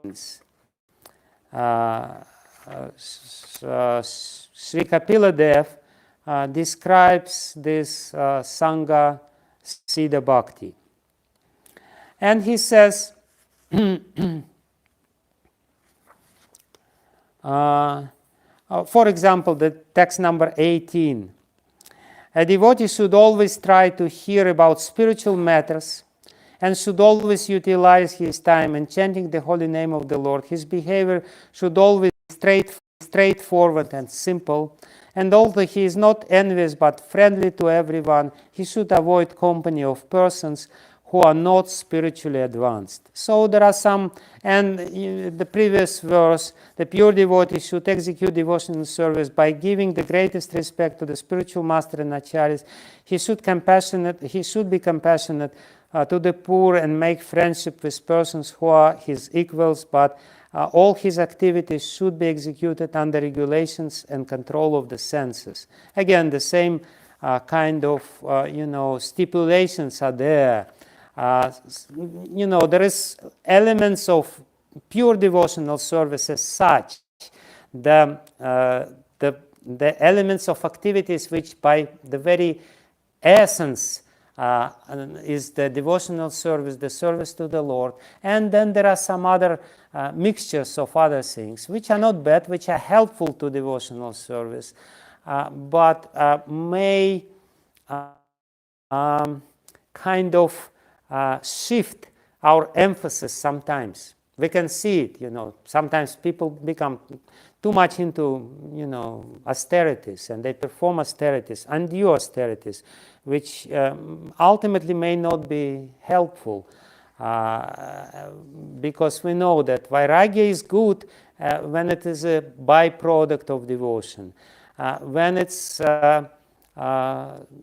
cultivated separately, it may bring about the dryness of the heart, and may become not beneficial for the emotional service, and will become the subject of pride.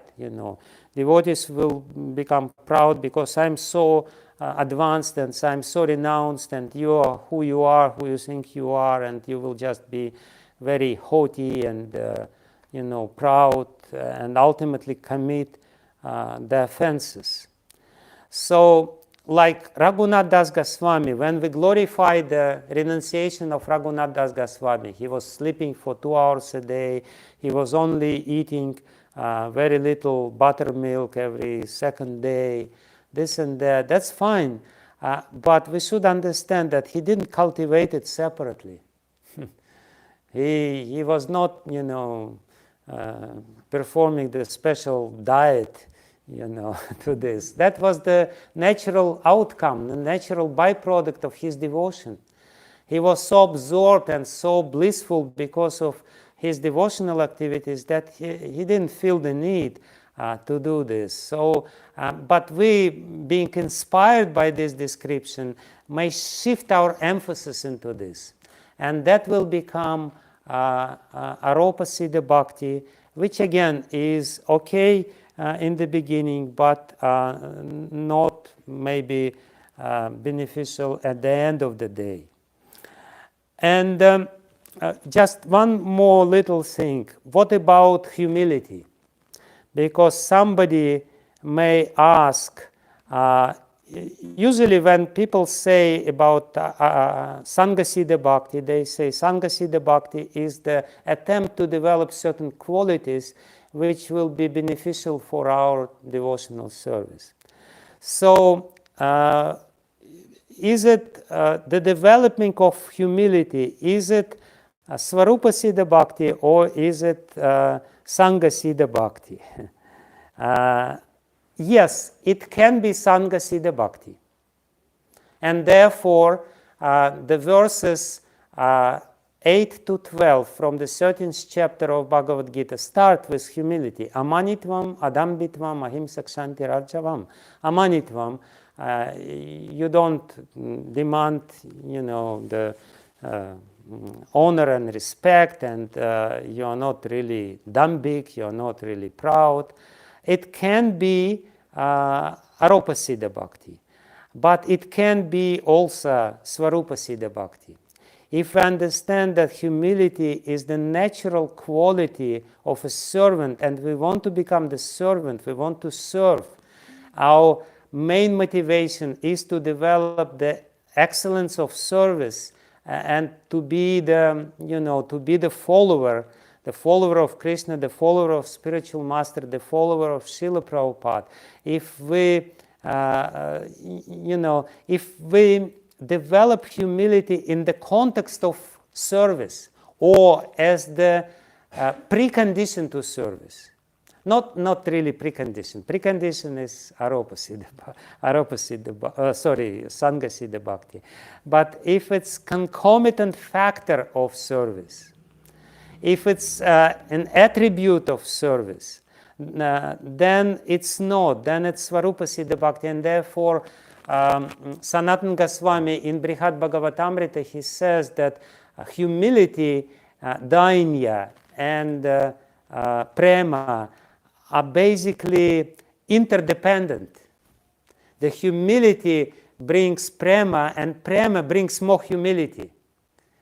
The prema or bhakti makes you more humble, and humility gives you more prema or more devotion or more service attitude. Therefore, humility is different. Whereas such things as control of the mind, meditation, purity of the mind is Sangha Siddha Bhakti. So that's a little bit about this part of things. Let me see if I have something else which I missed.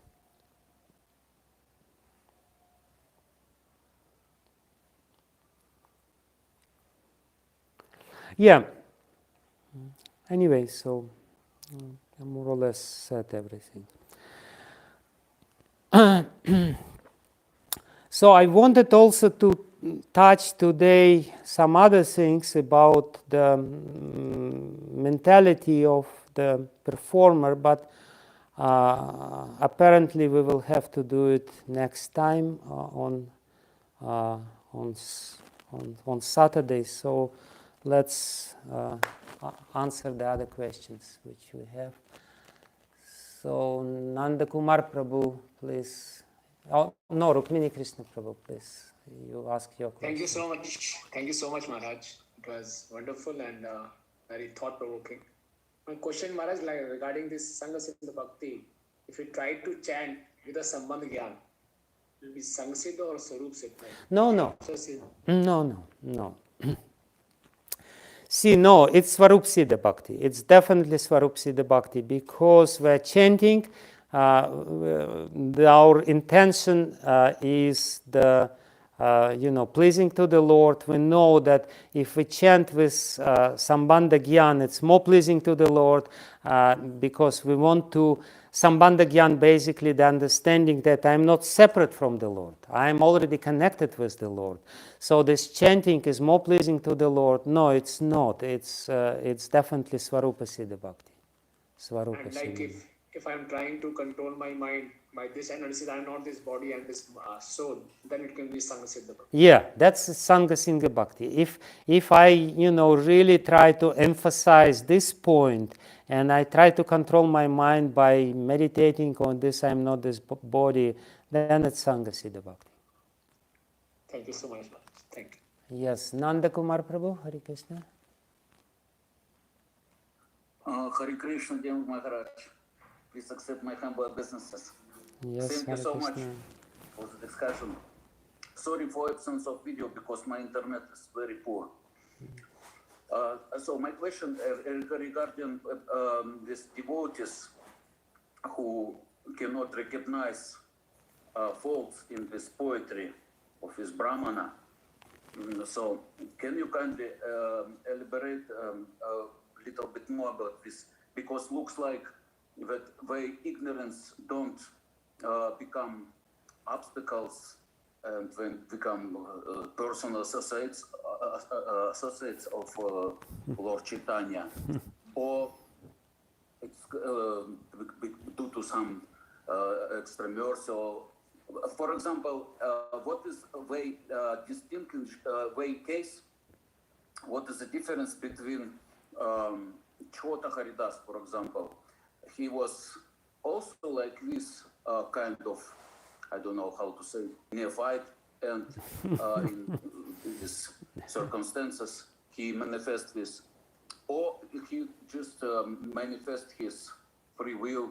So it means these devotees looks like they also can fall in some kind of situation like this. So can you kindly elaborate about this kind of devotees who, you understand? Sorry, thank you so much.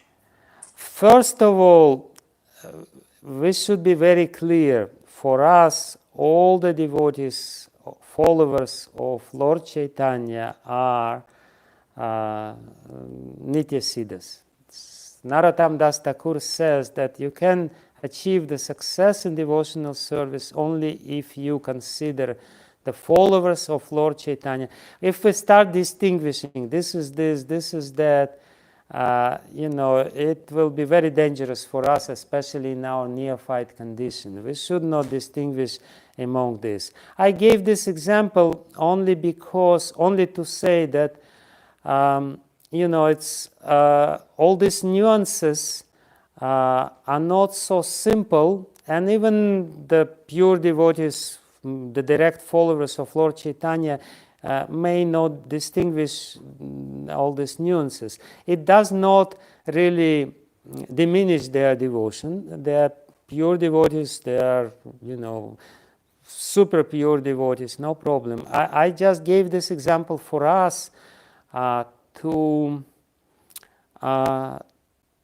emphasize that we should be very sensitive in our approach to devotional service, and we should distinguish we should develop this very acute sense of what is pure devotional service. And of course, we shouldn't be paranoid, but we should really clearly understand this is the pure devotional service.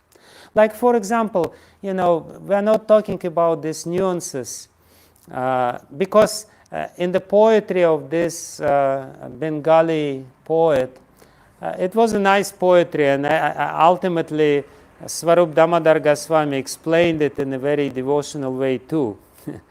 But there was some rasabas, some little, misunderstanding, and the devotees were not sensitive enough. And basically, I gave this example only for us not to judge these devotees.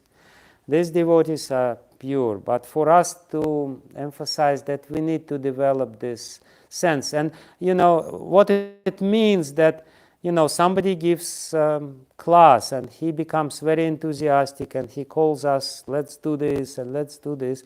Okay, fine, that may be good, but we should not criticize this. We should be very respectful and very very appreciative of his enthusiasm, but not necessarily we should do everything. Sometimes I heard devotees were saying,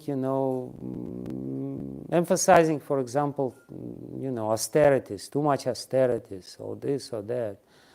We should have very balanced and proper way without going into criticism, but at the same time understanding and preaching in a very balanced way. That's the whole idea. Try to preach to others in a balanced way and be introspective, understand our motivations, be careful about our motivations, and not to... So that's the only purpose, not to criticize the followers of Lord Chaitanya, otherwise we will just go to hell. Thank you so much, Hare Krishna. Okay. So Savyasachi Prabhu had his hand before. Yes. Hare Krishna. Maharaj, please accept my humble obeisances. Hare Krishna, please accept mine. Maharaj, will it be correct to say that the Akaitava variety of all the three, whether it is Arop Siddha, Sangha Siddha or Swarup Siddha, they belong to Anyabhilashita verse, the corresponding definition of Rupa Goswami of pure devotional service. It is equivalent to the Akaitava variety of all these three, because when we are in this material body, it is even if we have to brush our teeth if we have material body. But if we are doing it purely to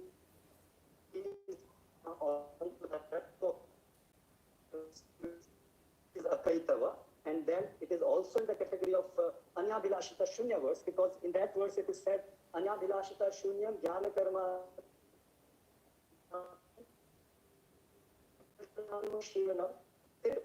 So Jnana Karma Amritam, it's not said Shunya.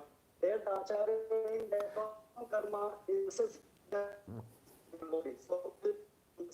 so yes.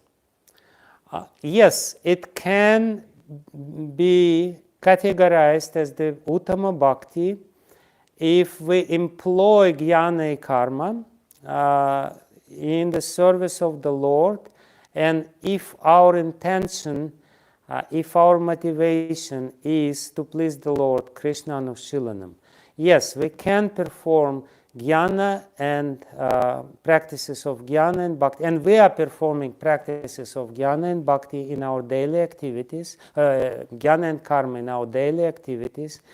But we have to be really, really clear about our motivation. Then the motivation should be Krishna Anusilanam, that this is Anukulyena Krishna Anusilanam. We're doing, and therefore Srila Rupa Goswami uses this Anushilanam because Srila Jiva Goswami explains what is Shildhatu. Shildhatu basically means any activity. Shildhatu, any activity can be classified into this. Therefore, he specifically used this very broad dhatu in this. So yes, it's definitely like this. So the main emphasis is the motivation.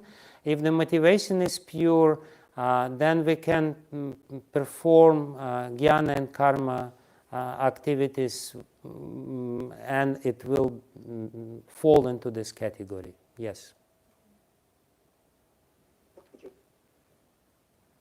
So, Padmanabhan Prabhu, you can ask your question, or we're already over time. I don't know. Very short question, Maharaj. I will not take much time. In deity worship, Maharaj, when we are doing this Bhuta Suddhi, Nahandi Pramatanapati, Nahandi Vaishna Suddhi, the verse which I know. So this is like, a preparatory act to perform, to enter into the worship of the Lordship. So that aspect of our service can be defined as a Sangha Siddha Bhakti? No, it will become Sangha Siddha Bhakti, only if we emphasize this as a separate practice. As a separate practice, and we practice it separately, as a separate sort of meditation. It's a prescribed part of the, of deity worship of Archana, so it's not. It's a part of Archana. It's an integral part of Archana. That is Swarupa Siddha. Swarupa Siddha Bhakti, yes. Okay, so Sankarshan Nitai had question, but maybe Prangavinda, okay, short question and then we'll... Short question, Maharaj. Just to clarify, Bhaktivinoda Thakur on Shikshastakam, beginning verse, he gave a commentary that when pure bhakti is performed, 4 results in the heart appears, and one of them is humility. Danya, daya. He gives like that sequence. But that's means automatically. Performer is with a pure consciousness, following Guru's instruction, then this byproduct, I would say, manifest, Danya. But then when Prabhupada was asked, what is the definition of Danya? He said, you have to do something bold. So it seems like a separate endeavor is emphasized by Prabhupada. No. Prabhupada emphasizes the mood. When he says you have to do something bold, he basically says you have to really understand I am the servant of the Lord, like Hanuman, he has this boldness because he's the servant of the Lord and he knows I'm doing it for the service of the Lord. So Prabhupada explains Dainya in these terms because he tries to explain to us what is the internal mood. The mood is that I'm the servant of the Lord, therefore why should I be shy? I should be bold. If this is the boldness, if the boldness is the result of this, consciousness that I am the servant of the Lord, so that's what it is. That's Doinya. That's the separate manifestation. Thank you very much. Okay. Thank you very much. I'm sorry for being a little over time. So, Thank you, Maharaj. Thank you very much. Okay. So, next time, Saturday, right? Yes. Yes. Okay. Thank you. Hare Krishna. His Srila Holiness Prabhupada Bhakti ki Vigьяна jai. Goswami Maharaj ki jai. Srila Prabhupada ki jai. Hare Krishna. Спасибо большое, Махарадж. Hare Krishna.